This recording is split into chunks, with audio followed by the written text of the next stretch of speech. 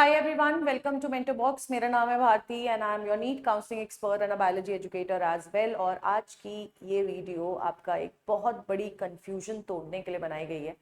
So basically बहुत सारे student ऐसे हैं जो कि किसी पर्टिकुलर स्टेट से 11th और 12th करते हैं, 10th और 12th करते हैं, और उनको ऐसा लगता है कि अगर मैं इस स्टेट से 10th और 12th कर दूंगा तो मुझे वहां का 85% वाला जो कोटा है वो मिल जाएगा। ठीक है, तो आपका डोमिसाइल कोटा क्या होता है या स्टेट ऑफ एलिजिबिलिटी क्या है, इस वीडियो से आपको बहुत अच्छे से क्लियर हो जाने वाला है।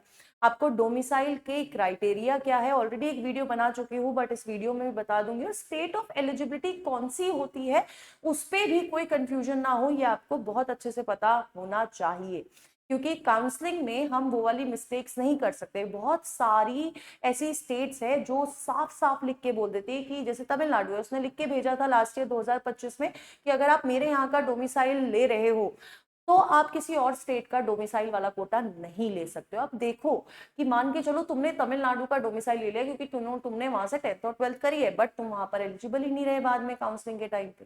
तो बहुत सारे मिथ्स है, बहुत सारे कंफ्यूजन है जो तुम्हें पता होने चाहिए। तो लेट्स गेट स्टार्टेड। अब सबसे इंपॉर्टेंट चीज क्या है कि स्टेट ऑफ एलिजिबिलिटी क्या है।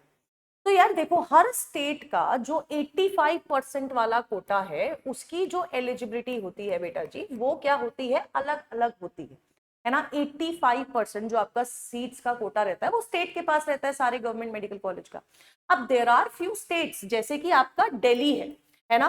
दिल्ली में आपको ये 85% का कोटा मिल जाएगा अगर आपने वहां से क्लास 11th और क्लास 12th कर रखी है तो ये आपकी स्टेट ऑफ एलिजिबिलिटी बन जाएगी। लेकिन आपका जो दूसरा एग्जाम्पल है विच इज महाराष्ट्र। महाराष्ट्र में ऐसा नहीं है। महाराष्ट्र में अगर आप देखोगे कि यार अगर आपने 10th कर रखी है, अगर आपने 12th कर रखी है ना, उसके और अगर आपने सिर्फ 10th और 12th कर रखी है तो बेटा जी इट इज नॉट नेसेसरी कि आपकी वो स्टेट ऑफ एलिजिबिलिटी हो जाएगी।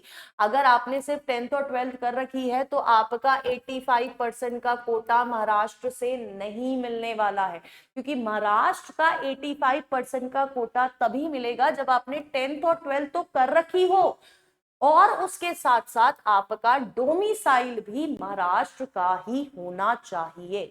इसी केस में आपको क्या मिलेगा, स्टेट ऑफ एलिजिबिलिटी आपकी महाराष्ट्र होगी। आपको 85% सीट्स का कोटा महाराष्ट्र का मिलेगा अगर आपकी स्टेट ऑफ एलिजिबिलिटी महाराष्ट्र इसी केस में हो सकती है और किसी केस में नहीं हो सकती है। तीसरा ऑप्शन क्या है, जैसे हमारा यूपी है। यूपी की अगर मैं बात करती हूं तो यूपी में आइदर वाली चीज है, आइदर वाली एज कि अगर आपने 10th और आपने 12th यूपी से करी हुई है तब भी आपको 85% का स्टेट कोटा मिल जाएगा। ठीक है, यानी कि इस केस में भी आपकी एलिजिबिलिटी क्या हो जाएगी, state of eligibility Uttar Pradesh हो जाएगा। और अगर आपने 10th और 12th नहीं कर रखी है, आपने कहीं और से कर रखी है, लेकिन आपका डोमिसाइल सर्टिफिकेट है, आपके पास मूल निवास प्रमाण पत्र है, तो उस केस में भी आपकी स्टेट ऑफ एलिजिबिलिटी क्या बन जाती है बेटा जी, आपका यूपी बन जाती है। तो ये तीन सिनारियोज आपको हर एक स्टेट में अलग अलग सिनारियो देखने को मिलेंगे। तो अगर आप इस साल आपने ये सोच के कराया कि यार मैं यहाँ से 11th 12th कर लेता हूँ, 10th 11th 12th कर लेता हूँ, मेरे को यहाँ की स्टेट ऑफ एलिजिबिलिटी मिल जाएगी, तो बेटा जी अभी भी टाइम है अगर आप डोमिसाइल बनवाने का, क्योंकि अभी अगर आपको क्राइटेरिया सारे पता होंगे तो आप उस हिसाब से सही जगह का डोमिसाइल बनाओगे, सही जगह का 85% कोटा लोगे। क्योंकि बाद में अगर आप गलत जगह का लेते हुए डोमिसाइल कोटा लेते हुए पकड़े गए बेटा जी, फिर आपका पूरा का पूरा करियर ही खराब हो जाएगा। ठीक है, तो इन सारी चीजों का ध्यान रखने के लिए देखो मैं आपको बता देती हूँ एक एक करके। जैसे कि फॉर एग्जांपल अगर मैं काउंसलिंग की बात करती हूँ तो हमारा 15% ऑल इंडिया कोटा, बाकी हमारा 85% स्टेट कोटा के बारे में, जिसके बारे में हम यहाँ पर बात करनी चाहिए। यहाँ पर आपको डोमिसाइल की रिक्वायरमेंट होती है अगर आपको किसी भी गवर्नमेंट मेडिकल कॉलेज में एडमिशन चाहिए तो डोमिसाइल की रिक्वायरमेंट, या फिर मैंने आपको जो बताया किसी किसी स्टेट में 11th और 12th की रिक्वायरमेंट होती है। तो फॉर एग्जाम्पल अगर मैं बात करती हूँ कुछ कुछ स्टेट्स का, क्योंकि इस पे एक प्रॉपर वीडियो है, मैं यहाँ पर लगवा दूंगी, आप जाके देख भी सकते हो, इसी चैनल पे है, डोमिसाइल क्राइटेरिया एलिजिबिलिटी में कुछ कुछ स्टेट्स का आपको बता देती हूँ। फॉर एग्जाम्पल हमने दिल्ली का पढ़ा, आपने दिल्ली का 85% आपको कोटा कब मिल जाएगा, जब आपका 11th और 12th दिल्ली से हो रखा होगा, दिल्ली एनसीआर से हो रखा होगा, आपको यहाँ का कोटा मिल जाएगा। नेक्स्ट अगर मैं बात करती हूँ फॉर एग्जाम्पल राजस्थान, राजस्थान में आपको राजस्थान का सर्टिफाइड रेजिडेंट होना चाहिए, आपके पेरेंट्स राजस्थान में एटलीस्ट 10 ईयर्स रहने चाहिए और आपकी स्टडीज 8th से लेकर 12th तक होनी चाहिए, या फिर आपके जो पेरेंट्स है वो गवर्नमेंट एम्प्लॉय हो किसके, राजस्थान के, या फिर आपके पेरेंट्स डिफेंस में हो, कि आपका मेन जो है आपका राजस्थान में घर होना चाहिए, रेजिडेंसी होनी चाहिए, तभी आपको वहां का सर्टिफिकेट मिलेगा डोमिसाइल का। यूपी का हम ऑलरेडी बात कर चुके हैं, महाराष्ट्र की हम लोग बात कर चुके हैं। महाराष्ट्र में देखो आपके क्या है, type A 10th + 12th from Maharashtra और बर्थ सर्टिफिकेट होना चाहिए, टाइप बी 10th और 12th आपका क्लास होना चाहिए महाराष्ट्र से, साथ के साथ फादर या मदर का डोमिसाइल किसी एक का डोमिसाइल वहां से होना चाहिए। और टाइप सी में बेटा जी क्या आ जाता है, टाइप सी में आपका आ जाता है 10th और 12th होनी चाहिए और फादर या मदर गवर्नमेंट एम्प्लॉय होनी चाहिए, है ना। और डिफेंस पर्सन वाला अलग चीज हो जाती है। तो ये आपका महाराष्ट्र का कोटा है। मध्य प्रदेश में अगर आपका क्या है, अगर आपका 10th और 12th आपका मध्य प्रदेश से है, साथ के साथ आप एमपी में रहते हैं, आप रेजिडेंट हैं, तो आपकी स्टेट ऑफ एलिजिबिलिटी क्या बनेगी, मध्य प्रदेश बनेगी। बिहार में आपको रेजिडेंट होना पड़ेगा, बिहार का आपके पास डोमिसाइल होना पड़ेगा, आप बिहार से क्या कहते हैं बिलोंग करते हैं, लेकिन अगर आपके पेरेंट्स मान के चलो डिफेंस में है, कहीं और पोस्टेड है, तब भी आपको मिलेगी स्टेट ऑफ एलिजिबिलिटी, ठीक है। कर्नाटका में आपका एटलीस्ट आपको कर्नाटका के स्कूल में 7 साल पढ़े होना चाहिए, तभी आपको स्टेट ऑफ एलिजिबिलिटी कर्नाटका मिलेगी, या फिर आपका 11th और 12th कर्नाटका से होना चाहिए और आपके पेरेंट्स की पढ़ाई कर्नाटका से होनी चाहिए। तो हर एक स्टेट का eligibility criteria is different. It's not like कि आपने एक जगह से स्टेट, मतलब एक जगह से आपने कर लिया 11th और 12th तो उसकी स्टेट ऑफ एलिजिबिलिटी आपको मिल जाएगी, ठीक है। नेक्स्ट अगर मैं वेस्ट बंगाल का देखूं, रेजिडेंट होने चाहिए हो आप 10 साल तक के लिए, और रेजिडेंट एक तो ये है, या तो आपको रेजिडेंट और क्लास 12th भी होना चाहिए।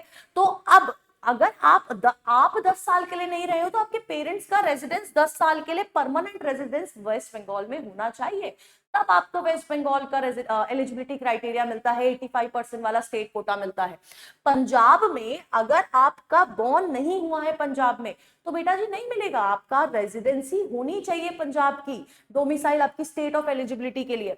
हरियाणा में आपको हरियाणा का रेजिडेंट होना चाहिए, आपकी मिनिमम 10 ईयर्स आप वहां पर रिजाइडेड होने चाहिए, और आपका मतलब किसी भी बोर्ड से आपने पढ़ाई करी होनी चाहिए हरियाणा से, ठीक है।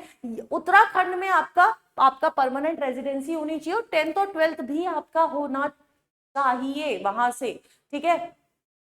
तो साथ के साथ आपका परमानेंट रेजिडेंसी होनी चाहिए। तो यार ये आपकी स्टेट ऑफ एलिजिबिलिटी बताता है।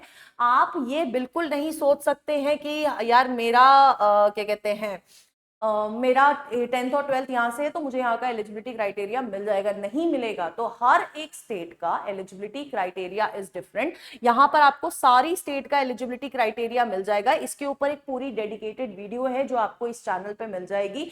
अब आपको ये पीडीएफ आपको कहाँ मिलेगा, आपको ये पीडीएफ इस वाले टेलीग्राम चैनल में मिल जाएगा। इसका लिंक चैट बॉक्स में, आप उसके थ्रू भी ज्वाइन कर सकते हैं, आप इसको स्कैन कर सकते हैं, प्लस आप अपना फॉर्म फिल कर सकते हैं, ठीक है। इसमें इस फॉर्म में आप अपनी कंफ्यूजन, आपको जो भी डाउट्स है काउंसलिंग के रिगार्डिंग, आपको कोई भी हेल्प चाहिए, किसी भी चीज के रिलेटेड हेल्प चाहिए काउंसलिंग के रिगार्डिंग या करियर काउंसलिंग से रिलेटेड, आप इस फॉर्म को फिल कर सकते हो। इसका लिंक भी आपको कमेंट बॉक्स में मिल जाएगा। और सबसे इंपॉर्टेंट चीज ये है कि अगर आपको कुछ भी डाउट आ रहा है ना बेटा, आपको बोलना पड़ेगा। अगर आप बोलोगे तब आपको पता चलेगा कि आपके डाउट्स और कितना ज्यादा, क्योंकि काउंसलिंग बहुत ज्यादा कॉम्प्लेक्स प्रोसेस है, तो आपको सीखनी पड़ेगी अगर आपको एक बेटर कॉलेज चाहिए। तो अगर आप वो बेटर कॉलेज नहीं ले रहे हैं, मतलब अगर आपकी रैंक बहुत अच्छी है, आपको फिर भी बेटर कॉलेज नहीं मिल रहा है, then you are at fault, है ना। तो उस चीज को बहुत सोच समझ के आपको चलना है। नीट के पेपर के बाद आपको काउंसलिंग में बहुत ज्यादा हेल्प यहाँ से मिलेगी। आप इस चैनल को सब्सक्राइब कर लीजिए। Till then tata bye bye, take care and all the best.